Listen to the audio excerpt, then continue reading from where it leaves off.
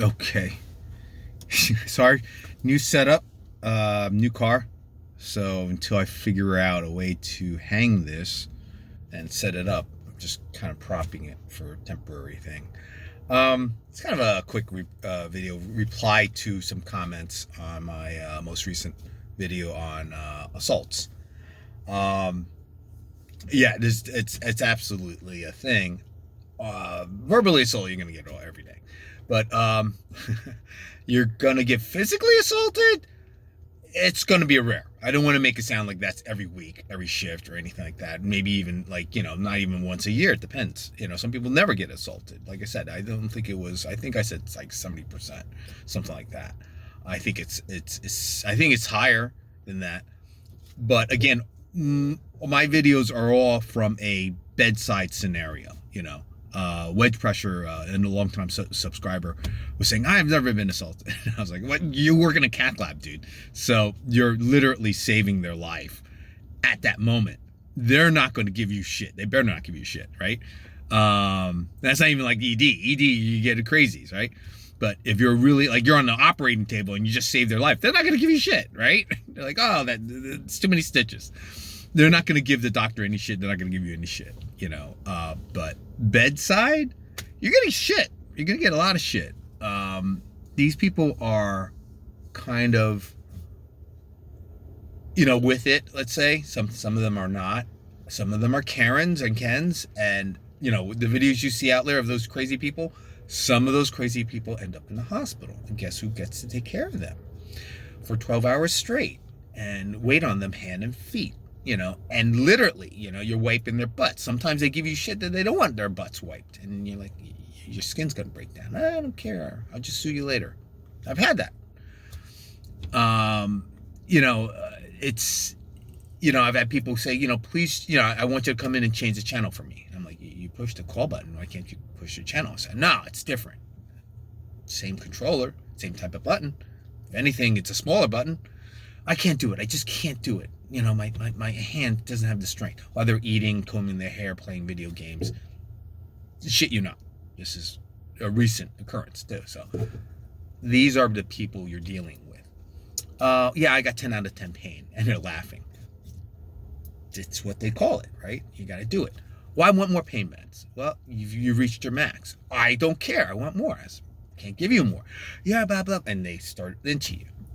That's the verbal assault. If they sometimes get into the physical assault, that's when you have to call in security. You have to call in help. Don't try to take things on yourself, And you can take all the precautions and it still can happen, I've had friends kicked, even when they're pregnant. They're big bellied. People don't care. These are, some of them not with it. Some of them just don't give a hoot. So you have to be careful. You have to protect yourself. On another comment, I was replying that, they were like, CNAs get it worse. And I was like, yeah, don't get me wrong. As a tech, that was the only time I was sent to the ED from a patient assault. I've been punched, I've been kicked, I've been, bit, I've been scratched, everything. But this is the first time, the only time so far that I was sent. And I was helping out another tech, and, I wasn't even clocked in. I just happened to be there early. I'm always there early. Even as a tech, I was there early.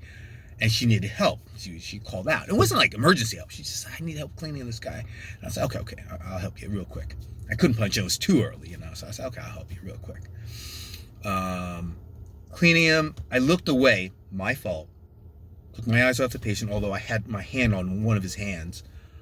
The other hand, when I looked up, came across and completely cold cocked me in the face.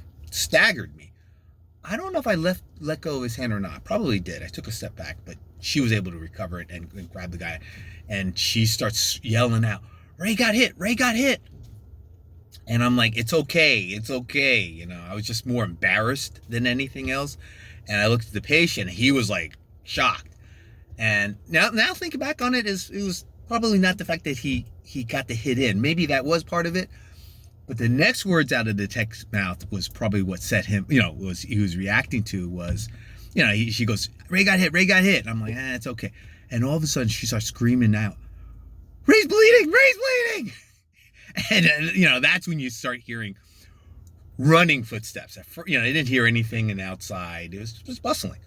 You know, Ray got hit. I'm sure quieted the unit. And then all of a sudden, you hear people running after she says that. Ray's bleeding. And I'm like, I'm not bleeding. I'm feeling my nose. No blood. But then I look at the floor and blood's dripping down, splattering on the floor. And I'm like, oh shit, I did get hit. I was like, where's it coming from? It gashed my face. You know, I bruise easily, like a peach. So, funny thing is, Joint Commission was in the next room. They were auditing. You know, they're doing their whatever biannual audits or whatever, biannual audits, whatever. And so this was about almost 6 years ago. My manager sends me to ED.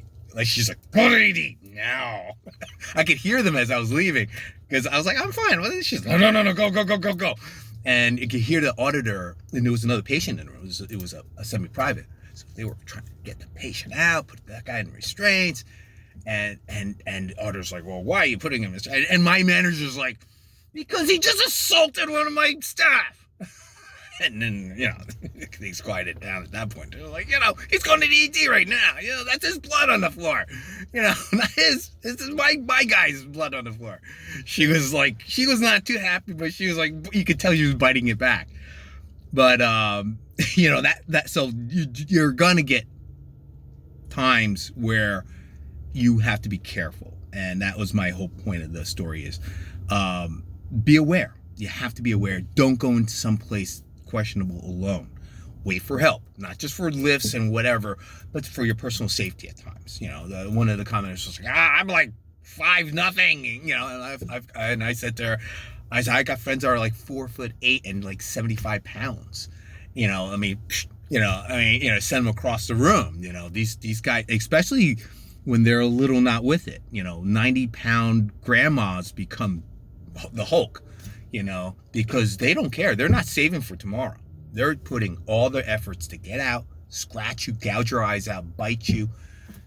3 weeks later, after the UTI's over or whatever, they recover, or maybe they're sedated or the right meds combination is done, they're sweet as pie. But at that time, they're looking to take you out. So it is part and parcel of the landscape. Be aware. It's just, you have to have a healthy respect of what's going on.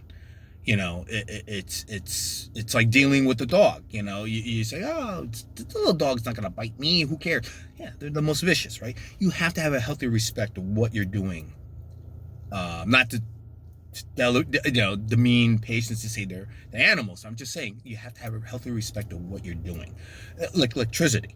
You have to have a healthy respect of what you're doing.